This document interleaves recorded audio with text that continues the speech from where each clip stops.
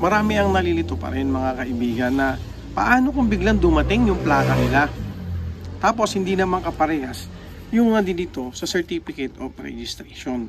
Okay, mga kaibigan, isa sa mga tanong ng followers natin yan kung ano din dapat nilang gawin kasi nga dumating yung plaka nila hindi naman katulad nito. So example na natin to mga kaibigan.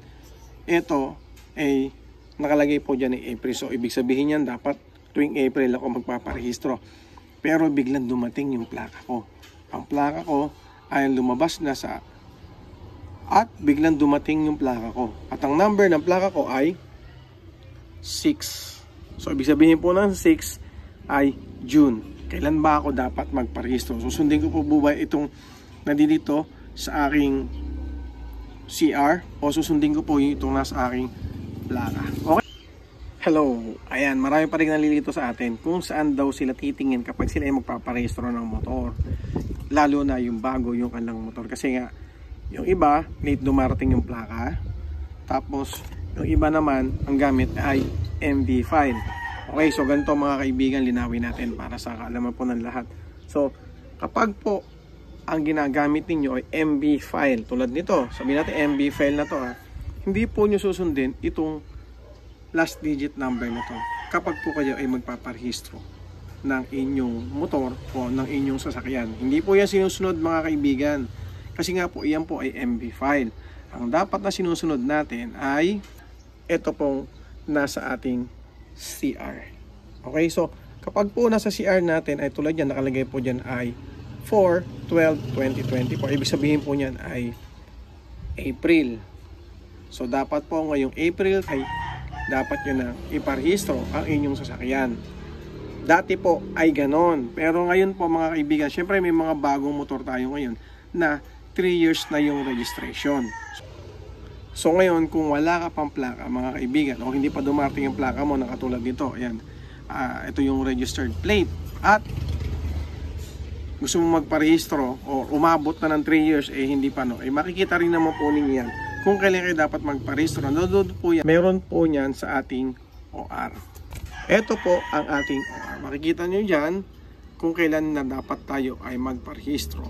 Ayan nakalagay dyan, renewal on 0/15/2027 hanggang 06/21/2027. Okay? So, iyan po ang susundin natin kung ano po yung nakalagay sa ating OR kapag po tayo ay magpaparehistro na ng sasakyan. Pero marami ang nalilito pa rin mga kaibigan na paano kung biglang dumating yung plaka nila tapos hindi naman kaparehas yung dito sa Certificate of Registration. Okay, mga kaibigan, isa sa mga tanong ng followers natin yan kung ano din dapat nilang gawin kasi nga dumating yung plaka nila. So example na natin to mga kaibigan. Ito nakalagay po dyan April, so ibig sabihin yan dapat tuwing April ako magpaparehistro. Pero biglang dumating yung plaka ko. Ang plaka ko ay lumabas na at biglang dumating yung plaka ko. At ang number ng plaka ko ay 6. So ibig sabihin po ng 6 ay June.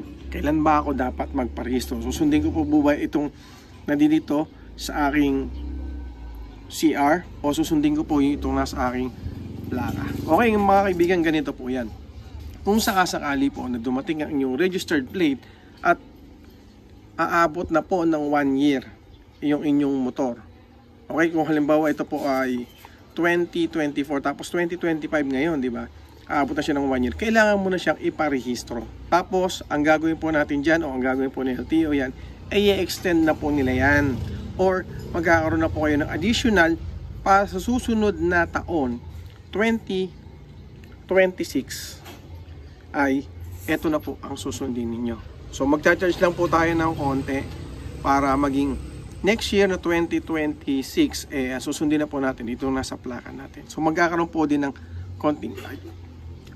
din po ng konting adjustment para sa ating rehistro. At magcha-charge tayo ng konti din lang para sa susunod or taon-taon na ang susundin natin yung nasa ating plaka.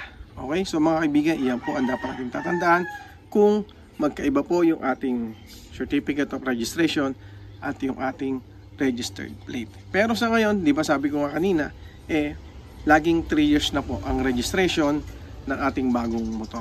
Okay? So yun lang. Maraming salamat sa nami. Tunod tayo sa video na to. Bye bye. Thank you.